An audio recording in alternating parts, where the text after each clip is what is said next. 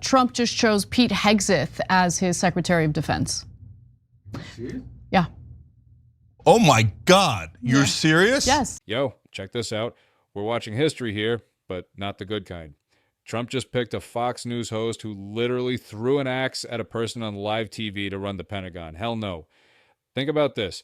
We've gone from actual military leaders to a cable news personality who can't even handle carnival games safely. Look, I've been covering defense picks for years, and this is exactly what happens when you prioritize TV ratings over national security. This isn't just wild, it's dangerous. Serious? Yes, yes.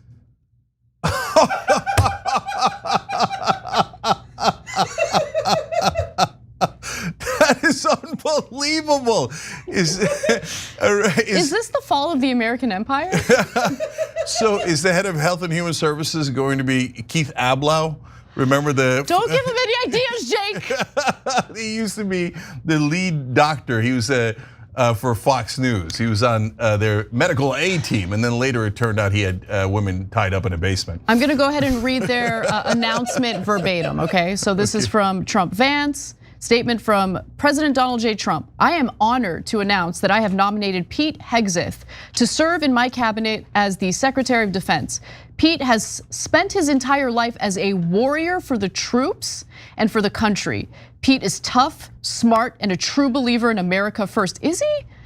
With Pete at the helm, America's enemies are on notice. Our military will be great again. There's more, but. Okay, so Pete Hegseth is the guy who, it's one of the funniest segments when he had it. They were outside, right in New York, right outside of Fox Studios, and they decided to do an axe throwing contest in the middle of a busy New York street, and he threw it over the target and hit one of the guys that were playing in the band behind them for Fox News. Nearly murdered someone with an axe. we got an axe for him. Okay. Sounds like a great Secretary of Defense.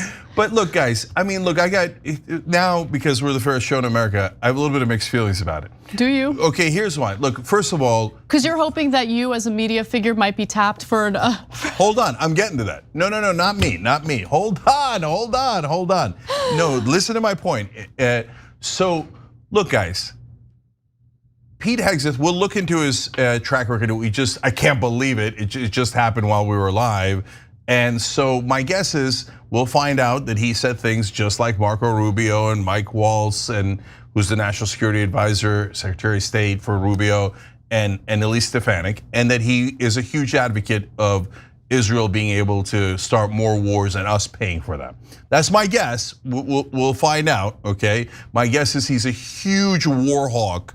And while pretending to be anti-war, but maybe I'm wrong, and we'll see. Yeah, look, but we don't know. We don't know yet. Yeah. We don't know yet, and we'll get you guys the information. Okay, that's my guess. All right, now the thing that I was going to say is, guys, here's a small piece of credit. For Democrats, they always got, okay, who's the corporate politician we should put into all of these roles? Oh, you get a lot of money from the train industry. Buttigieg, you go to Department of Transportation. Okay, you get a lot of money from the oil companies. You go to Department of Energy or whatever it might be, right? And that's how the Democrats handle it. And they get, oh, bravo, bravo. You got all the corrupt politicians and staffed your administration.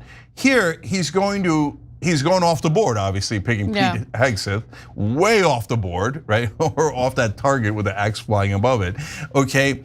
But imagine the Democrats like caring enough about their base, their media, their voters, that they go off the board. And so the equivalent, hold on, the equivalent would be if Kamala Harris won and was like, for my new Secretary of Defense, I'm picking John Iadarola. This right here is the game changer moment nobody's talking about.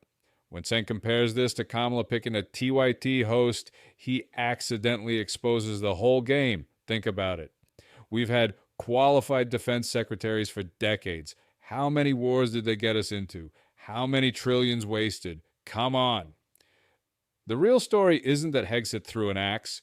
It's that the same media crying about his qualifications never questioned the qualified people who kept us in endless wars. That's the truth they don't want you to see. Host of the damage report. No, that would be great.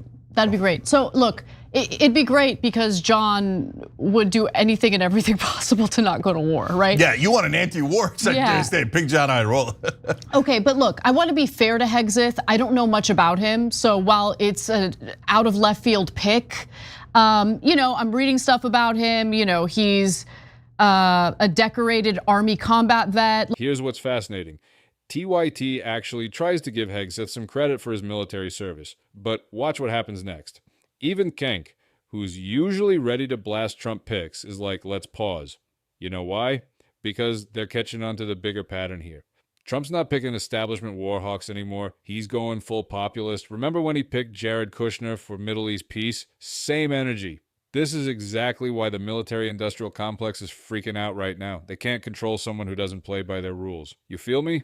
A decorated Army combat vet, like I know that, and he's got a great education. So let's pause, and we'll do a full story on it. I just wanted to tell you that there's breaking news on this. I got you, but at the same time, I've seen Pete Hegseth for the last decade or so on Fox News. Yeah, he's a conservative. Yeah, no, I know. We've covered him dozens of times. Yes. And he's a bit of a blockhead at a bare minimum, and that's already baked in, right? The only question is he an anti-war blockhead or a pro-war blockhead? And that's what we'll investigate, and we'll give you the facts on it tomorrow. But you see my point about, hey, at least he's willing to go off the board. Yes, and he cares about his base. He's not some military general that the standard military generals that have never met a war that they didn't love. Right, and the Democrats would never go outside of Washington, would never go populist, would never appease their base. So it's an ironic piece of credit to Trump. Let's hold on that. Yeah, until we find out his record, and then we'll come back tomorrow and give you the discredit if he deserved it. Right, all right, but for now, let's take a break. All right, back here and reading your comments from TYT.com. Purple Orchid said, regarding Noam not having any qualifications or experience, Trump doesn't care. He has no qualifications or experience, and he never let that stop him. I know, but you know what? That's the same thing I was saying about Hegseth. All these people who have political experience don't impress me at all.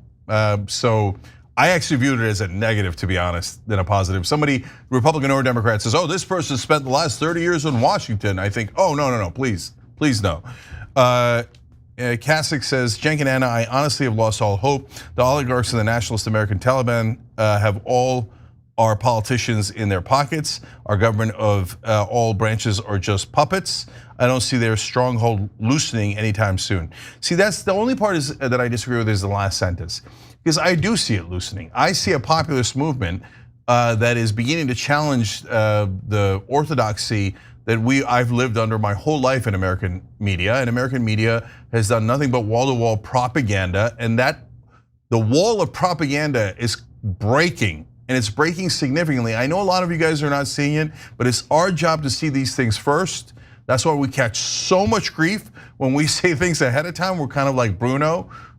We didn't make it happen. We're telling you what's going to happen. But in this case, I think I know that populism on the right can go very, very wrong.